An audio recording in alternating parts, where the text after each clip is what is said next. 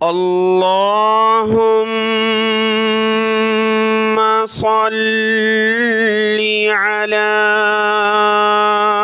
محمد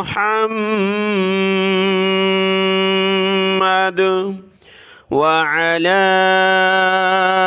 آل محمد۔ السلام علیکم ورحمۃ اللہ وبرکاتہ۔ آج ہمارا سبق ہے سبق نمبر 20، اور اس سبق نمبر 20 میں بھی ہم 10 الفاظ جو قرآن مجید میں استعمال ہوتے ہیں ان کا ترجمہ دیکھیں گے، سیکھیں گے انشاءاللہ تعالی۔ اب جو باقی 20 سبق رہ گئے اس میں انشاءاللہ روزانہ ہم 15 الفاظ سیکھیں گے، تاکہ 40 دنوں میں ہمارے 500 الفاظ مکمل ہو اور ہم ترجمہ قرآن کی طرف شروع ہوں۔ آج کا سبق شروع کرتے ہیں۔ اعوذ باللہ من الشیطان الرجیم، بسم اللہ الرحمن الرحیم۔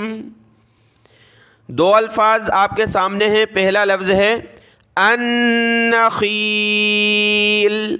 یہ نخیل کہا جاتا ہے کھجور کو، اور الاعناب، اعناب جمع ہے انگور کی، عنب اور اعناب یہ انگور۔ اس کی مثال دیکھیں، سورۃ النحل کی آیت نمبر 11 میں دونوں الفاظ آپس میں ایک ہی آیت میں ہیں۔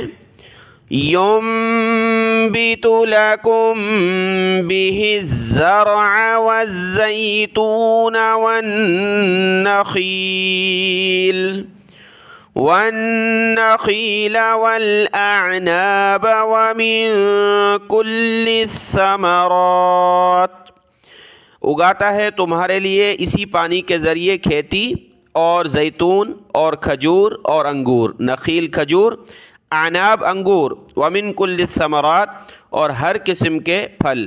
کل کا لفظ آپ نے پڑھا ہے تمام، یعنی تمام قسموں کے پھل، تو نخیل کھجور اعناب یعنی انگور۔ اگلے الفاظ دیکھیں، اگلے جو دو الفاظ ہیں وہ اسی آیت میں ابھی ہم نے پڑھا تو اس میں گزر چکے۔ ایک ہے الزرع، زرع یعنی کھیتی، فصل، جو فصل ہم اگاتے ہیں اس کو کہا جاتا ہے زرع، جس طرح ہم کہتے ہیں زراعت یعنی کھیتی کرنا، زراعت کرنا، تو زرع سے ہے زرع یعنی کھیتی، فصل۔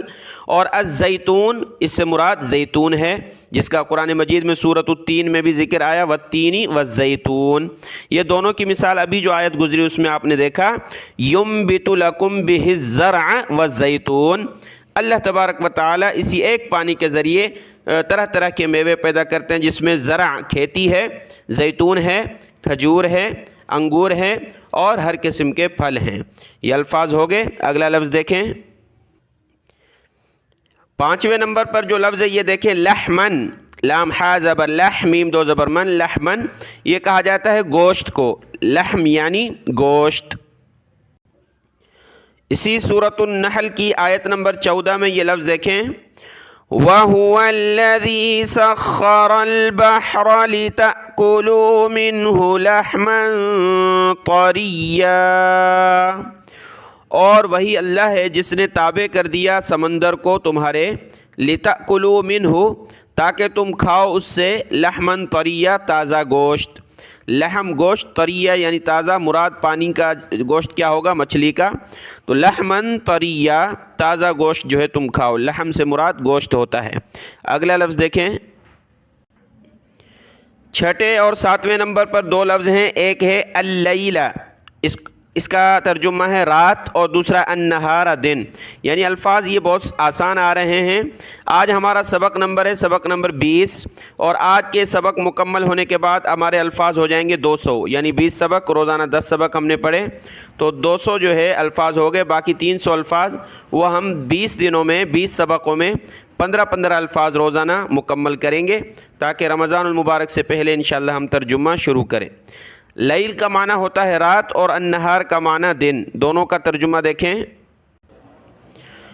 پارہ نمبر 30 کی جو صورت ہے سورۃ النبا یعنی عما یتساءلون، اس میں یہ الفاظ دیکھیں، وَجَعَلْنَا اللَّيْلَ لِبَاسًا، اور ہم نے رات کو تمہارے لیے لباس یعنی پردہ بنایا، یعنی اس میں تم آرام بھی کرتے ہو، جیسے اوپر ذکر ہے وَجَعَلْنَا اللَّيْلَ، اور ہم نے بنایا رات کو لباسا لباس، وَجَعَلْنَا النَّهَارَ مَعَاشًا، اور ہم نے بنایا دن کو کمانے کا وقت، دن میں آپ اپنی معیشت، یہ معاشہ، اپنی معیشت کے لیے بھاگ دوڑ کرو، اللہ کے رزق میں سے حاصل کرنے کی کوشش کرو، اور رات کو جو ہے پردہ بنایا لباس کے، اس میں تم آرام کرتے ہو۔